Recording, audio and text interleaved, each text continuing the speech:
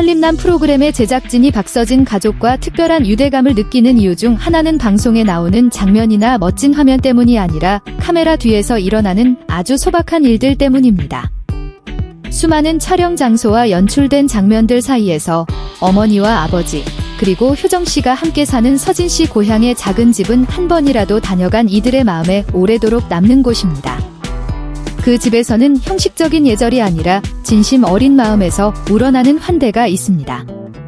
촬영팀의 베테랑 멤버는 가족의 집에서 첫 촬영을 할 때 인상 깊었던 것은 공간 배치나 조명 조건이 아니라 점심 식사였다고 말했습니다.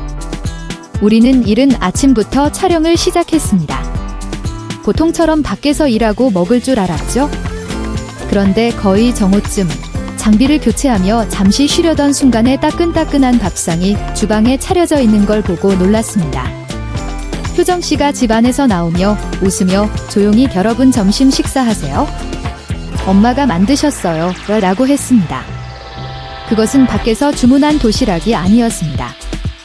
국, 조림 생선, 간장에 찍어 먹는 데친 채소, 계란 프라이, 그리고 막 전원을 뽑은 밥솥이 놓인 진짜 밥상이었습니다. 모든 것이 아직 뜨겁고 음식 냄새가 따뜻하게 퍼졌습니다. 당시 몇몇 스태프는 머뭇거리며 부엌 문 앞에 서서 정중히 사양하려 했지만 바로 그때 효정씨의 어머니께서 설거지용 고무장갑을 끼고 집 안에서 나오셔서 상냥하게 웃으며 어서 와서 드세요. 엄마가 조린 생선 아직 뜨거워요. 안 먹으면 식어요 라고 말씀하셨습니다.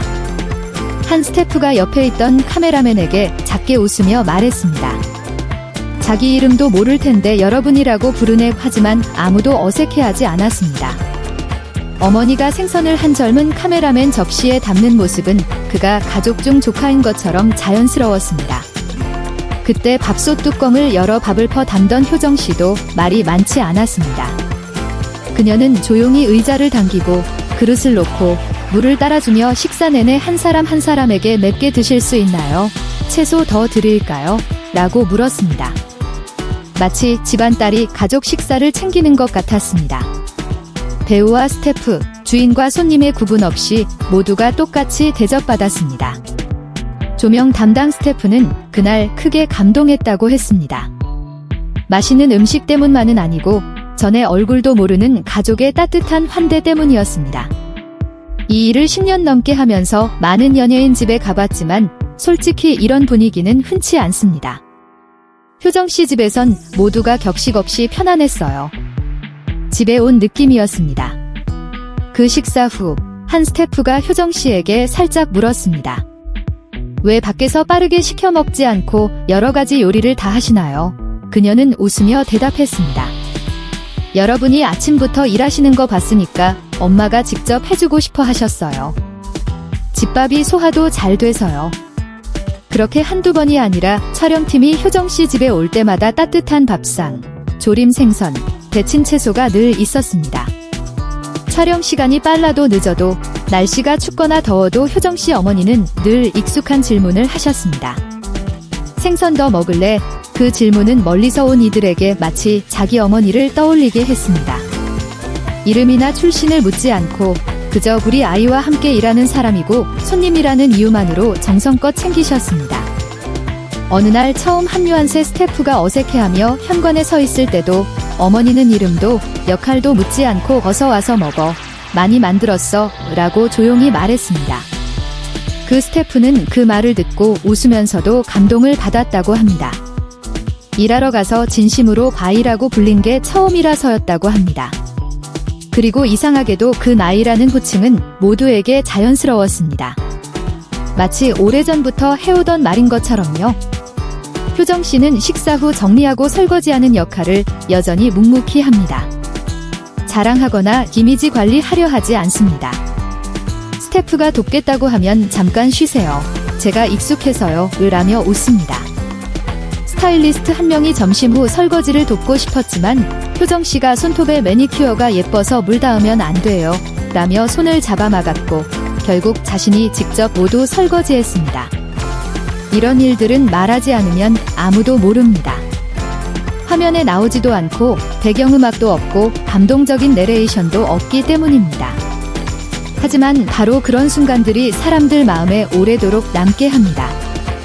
많은 프로그램과 빡빡한 촬영 일정 속에서 촬영팀이 집에 온 듯한 편안함을 느끼는 곳은 흔치 않고 그 집이 바로 효정씨와 어머니가 있는 곳입니다. 한 스태프는 농담처럼 말했습니다.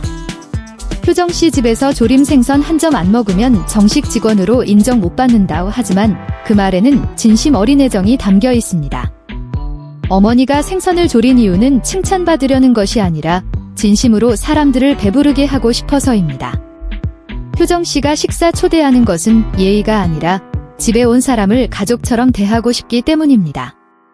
어쩌면 그 따뜻함은 음식 때문만 아니라 조건 없는 친절을 주고받는 방식 때문일 것입니다.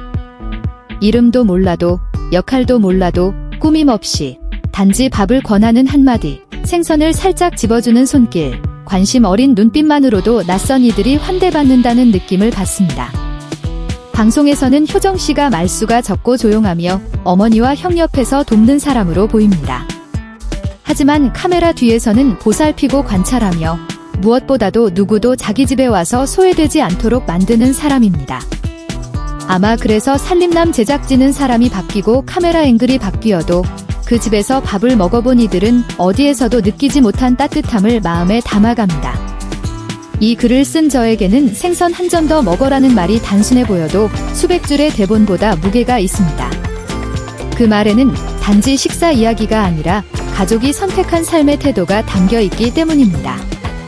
서로에게 친절하고 받아들이고 가장 소박한 것들로 서로를 따뜻하게 감싸는 더 말입니다. 이 세상은 너무 쉽게 차가워질 수 있기 때문입니다.